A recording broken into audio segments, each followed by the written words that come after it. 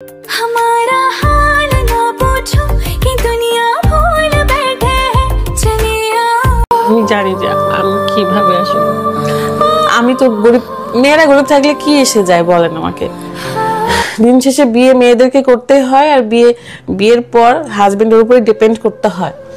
এদিকে বাংলাদেশের জনপ্রিয় টিকটকার ও জনপ্রিয় কাপল ব্লগার ফারহানা বিথি ও রাদের এতদিনের সম্পর্ক এক নিমিষেই শেষ হয়ে যাচ্ছে। ফারহানা বিথি তার ব্যক্তিগত সোশ্যাল হ্যান্ডেলে জানিয়ে দিয়েছেন এই রাদের সাথে আর তার যাচ্ছে না, কেননা যে রাদ একটি সময় তাকে অনেক ভালোবাসত সেই রাদ আর আগের মতো ভালোবাসে না বিথিকে।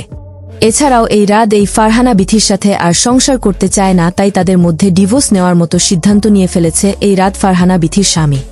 ফারহানা বিথির সাথে এমন রাতে অমানবিক আচরণ করত এই রাত হঠাৎ করেই বেশ কয়েকদিন ধরে রাদের এমন আচরণ দেখে ক্ষিপ্ত হয়েছেন তার স্ত্রী ফারহানা বিথি। শুধু তাই নয়, প্রতি রাতে তাদের এমন পরিমাণ ঝগড়া হতো যে একটি সময় হাতাহাতি মতো ঘটনা ঘটত তাদের দুজনের মধ্যে, এবং এই হাতাহাতির মধ্য দিয়ে চোখের নিচে আঘাত পায় এই ফারহানা বিথি। কপাল ভালো যে সেদিন রাতে জানে বেঁচে ফিরছেন এই কাপল ব্লগার ও টিকটকার ফারহানা বিথি।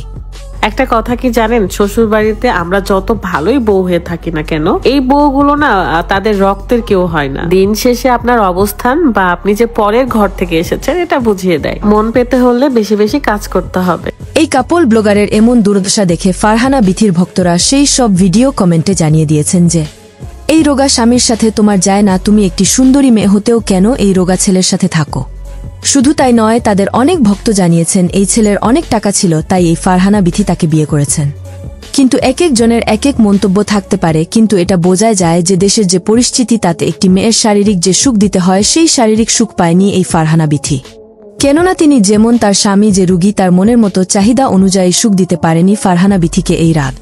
তারপরেও বেচারা মেয়ে তার সংসার টিকিয়ে রাখার জন্য এবং তাদের সন্তানের মুখে দিকে তাকিয়ে বাকি জীবনটা কাটিয়ে দিতে চেয়েছিল এই ব্লগার ফারহানা বিথি। কিন্তু ভাগ্যের কি পরিহাস, তাদের যে ভাঙ্গন শুরু হয়েছে তা যে কোথায় গিয়ে ঠেকবে তা জানা নেই কারোরই।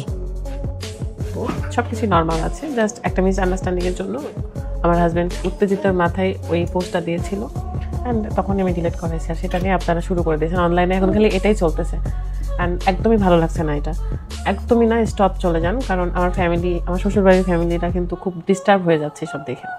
আমি তো খুব শালীনভাবে ভিডিও করার চেষ্টা করি বা শালীনভাবেই থাকি, খুব ক্যাজুয়াল মানে থাকি আর কি। তো আমার মনে হয় যে আপনারা এটাকে নর্মালি নেন। নতুন নতুন আপডেট খবর পেতে চ্যানেলটি সাবস্ক্রাইব করে পাশেই থাকবেন।